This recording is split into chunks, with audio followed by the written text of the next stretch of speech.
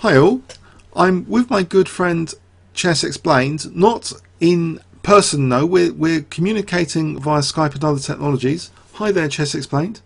Yeah, hi there. I hope it's working fine now.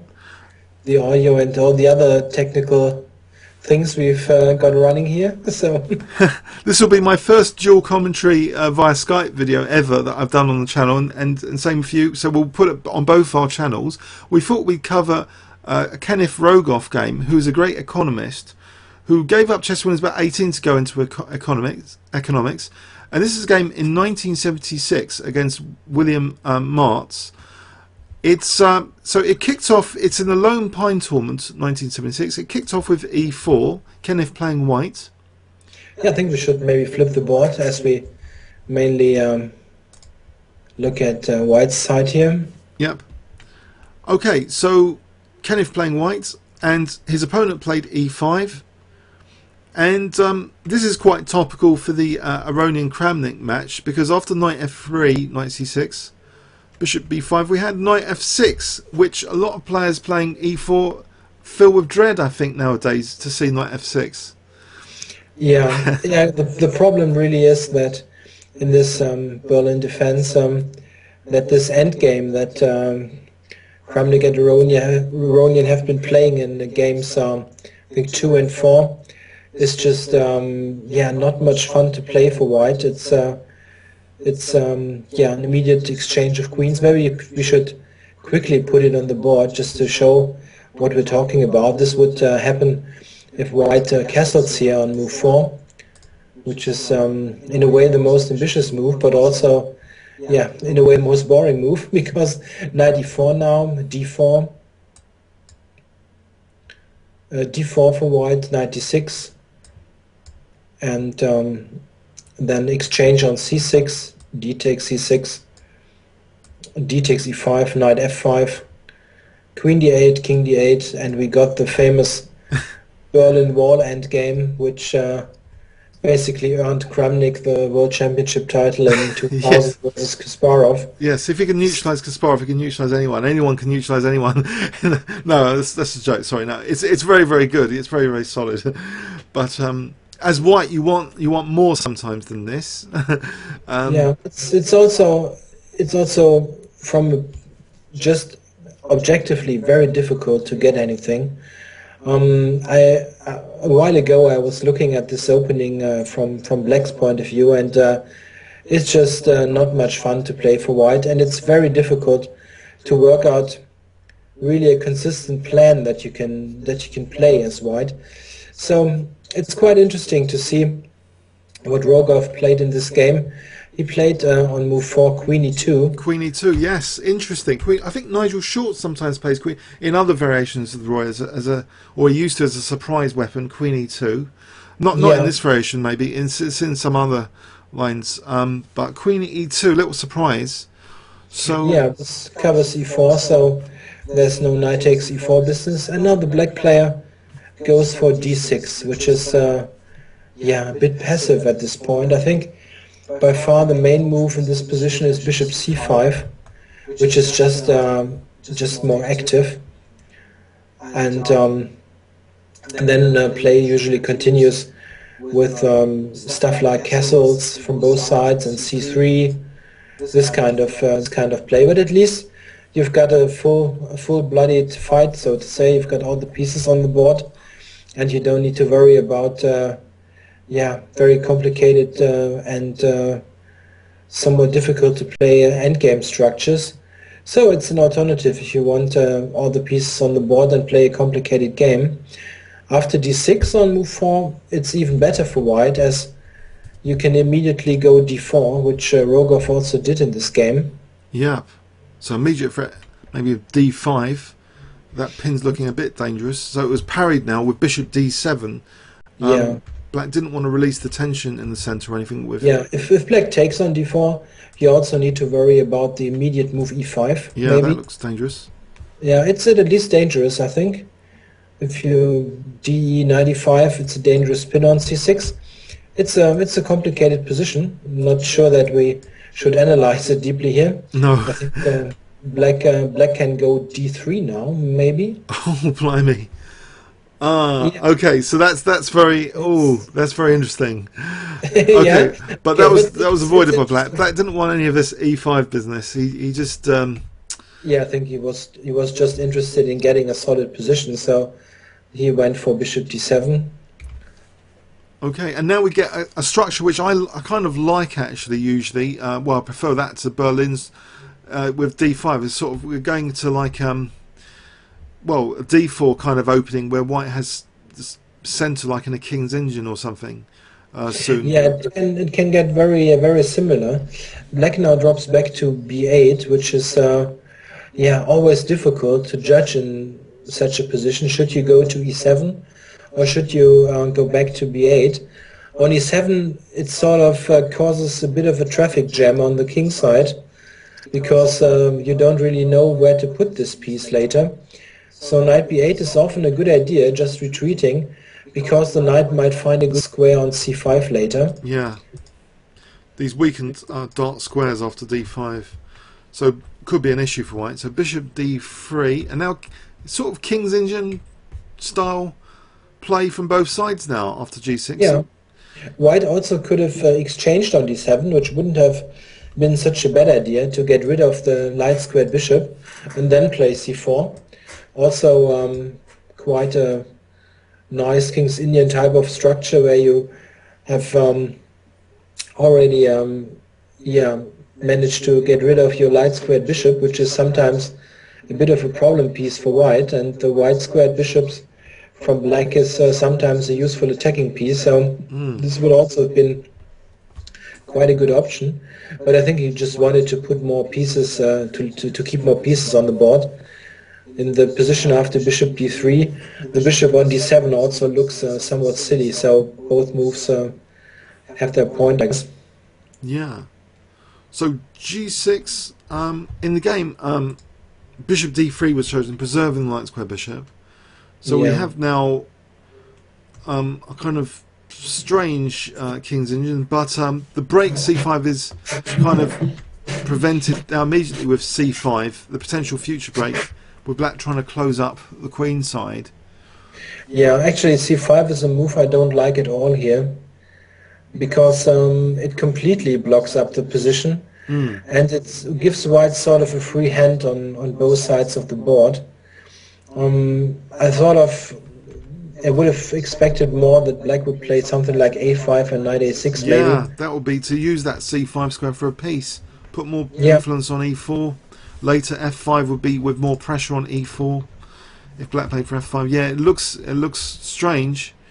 So Yeah, this is a typical pawn structure from a d4 opening, and this is the check Benoni, the which usually rises after d4, knight f6, c4, c5, d5, e5.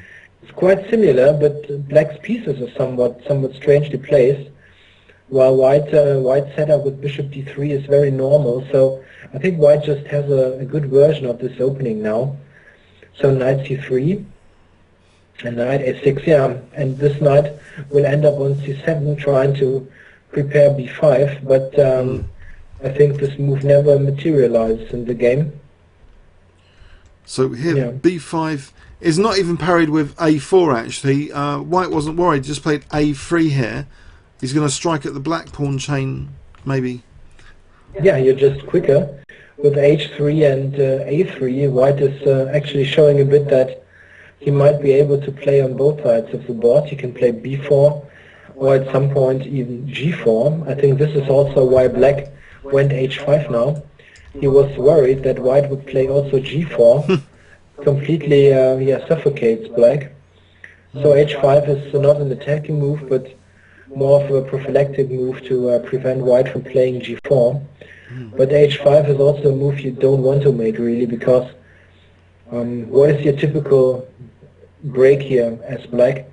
You've got b5 and f5, and b5 looks hard to achieve. And the other one is f5, and if you play h5, it's very hard to play f5. Yeah, because you've already weakened squares like g5. Yeah, so Black has sort of played himself into a position where you cannot do any pawn breaks.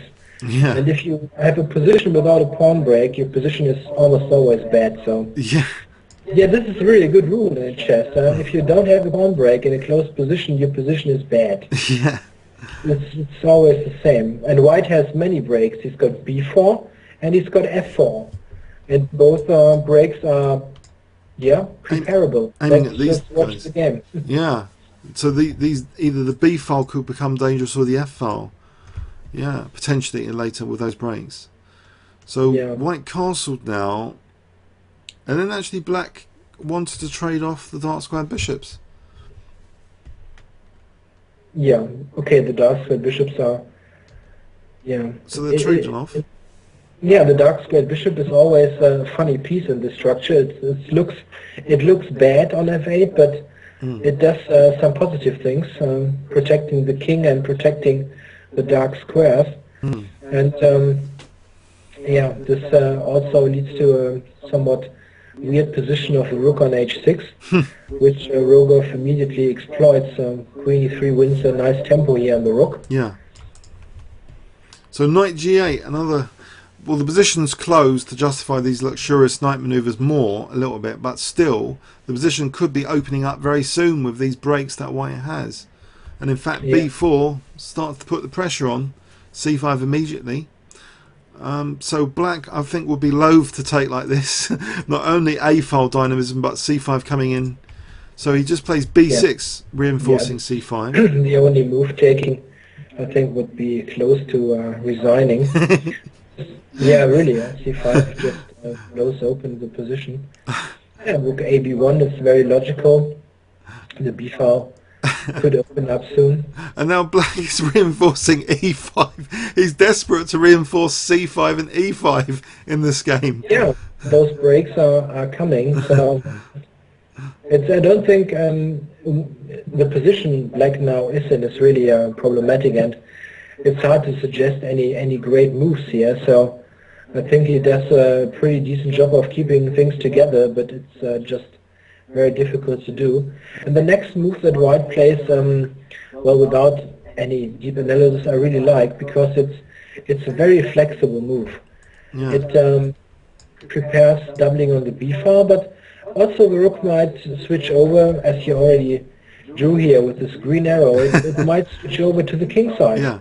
Especially after f4, yeah? Yeah, so, might even go to f2. So there's flexibility, again, for blasting down the b file or the f file. Very, very logical play from Kenneth Rogoff.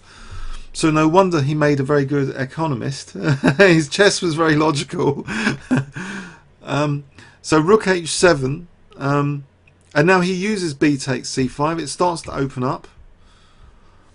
yeah. And now he's playing on the other side now with knight h4. Which is great as well. Yeah, the f4 break is coming up now, and this wins the tempo on g6. The question here is, what if Black would play g5 here? This would be interesting, just to block it up completely. It's interesting. What could be White's idea here? Maybe you could just. Yeah. So maybe he wants the e4 square for a knight in the king's engine. That would be a nightmare. It would be, but yeah. But it looks unattractive to allow that from my point of view. I don't know.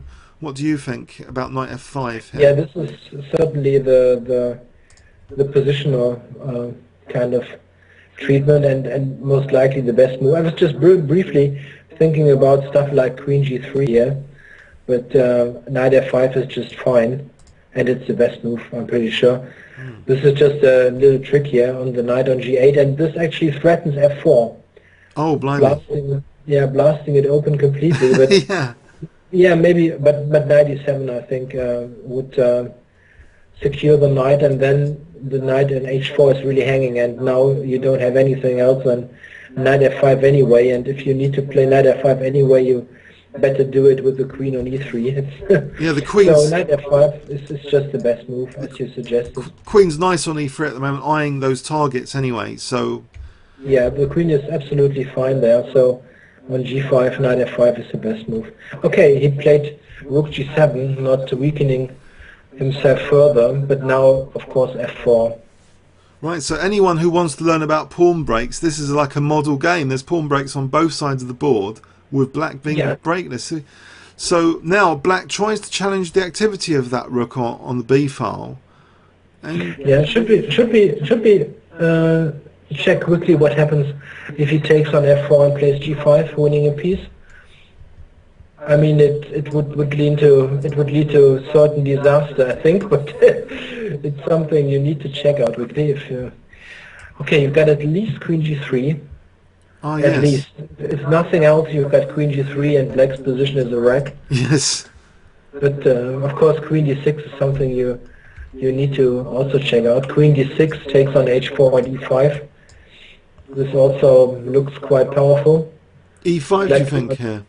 Yeah, black cannot take because it's made on f8. Oh, Yeah, but maybe there's bishop h3 here. yeah.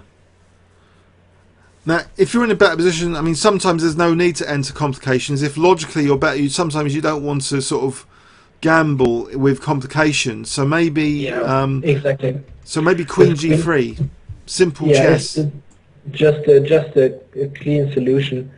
White can, if everything else fails, just play knight f5 next move, or drop the knight back if he wants, and black is just consisting of holes only. So this is just a good move. You don't need to worry about those tactical things. Yeah. Okay. So he went rook b8 here on the queen recapture. So, and he didn't want to keep the rooks on. He didn't mind exchanging rooks with rook takes b8. You know, maybe he could consider, but maybe he doesn't want any infiltration of this rook. Yeah, I think it's also just concrete tactics here. If you look at the game, he captured on b8. Black needs to retake. Now he takes on e5, and it's pretty straightforward from here. If black takes with e pawn, if takes, then there's queen c5 anyway. Yeah. So there's not too many options. Yeah. Queen And now g5. g5. Yeah, and this is the wizard of a queen you don't like to see. On f8, it's getting very, very critical now. Yes, oh dear, this f file. So queen b2 looks active, but no, the king safety is being shot to pieces here after knight takes g6, threatening rook f8 mate now. Yeah, and this is close to resigns. I think what black rook f7. Yeah, I think there's not much else to cover f8, and now there's another tactical blow here. So this knight takes e5 means that g8 is now hanging soon. So he can't actually take that because then f7 will drop as well. So black takes on f1 here, not too many choices, and white recaptures, and this is a terrible position because this knight's hanging. Yeah, and this is not just a knight, it's also checkmate later. Yeah. Okay, he took on e5, it's check. Just nothing much he can do. And then after queen g5 check now, black resigns here. So yeah, not much he can do. If king d6 check here could be quite dangerous. Yeah. An understatement, yeah. So there'll be no worries about well, he can take on d7 with check. So there's yeah. So that was it. That was a cute game from Kenneth Rogoff. Should we do a quick overview and summary then of this game? Yeah, I think so. So it's a viable alternative to this horrible system with knight f6. But the Russian system. The Berlin Wall. The Berlin Wall. Queen e2 is an interesting move then. Queen e2. I'm going to have to bear this in mind if I play e4 and play queen e2. Yes. So this seems to be very nice how it panned out. With the nice option of bishop d7 as well. Strategically, in the king's engine, you'd often want to get rid of that, but he chose this continuation, which worked out very well. Partly because I think black deprived himself of that c5 square, which he could have used for a knight outpost.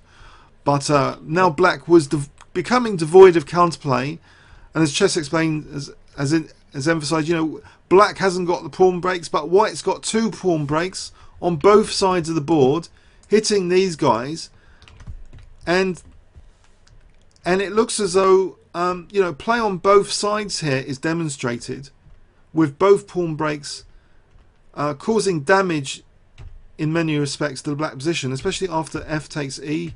It's a clear-cut case that the queen's kind of unable to rescue or help black here. One thing we didn't mention, knight e7. Is there a clear... I suppose queen f6 here is nasty. That would be quite good. In fact, there'll be a pretty mate, wouldn't there? After check. Oh, no, not queen f8. No, pardon me. No, queen... knight e7... Is it worth mentioning? Yeah, maybe you should actually take a quick look here. But queen f6 is just winning. Rook g8, queen d6. Queen d6, right? Yeah, that's enough to show that that's not very good. Because once d6 drops, then everything's dropping. It's a whole echo around the pawn chain. So queen b2, it was lost anyway. Now concrete mate threats appear, and it's just concrete tactics now. Knight takes e5, and it's hopeless for black here. So that was a pretty neat game finished here. Pretty neat game from Kenneth. I hope you enjoyed this experimental dual commentary. Hope the audio is okay, and maybe we can, if this goes well, maybe we can experiment with some other ones in the future. Yeah, I hope so. I hope this worked out well for all the viewers, and the quality was fine. Yeah, thanks for watching. Okay. And okay. Yeah. Okay. Thanks everyone on YouTube. Thanks Chess Explained. Okay, comments or questions on both our channels. We might both have this video soon on our channels. Okay. Thanks very much.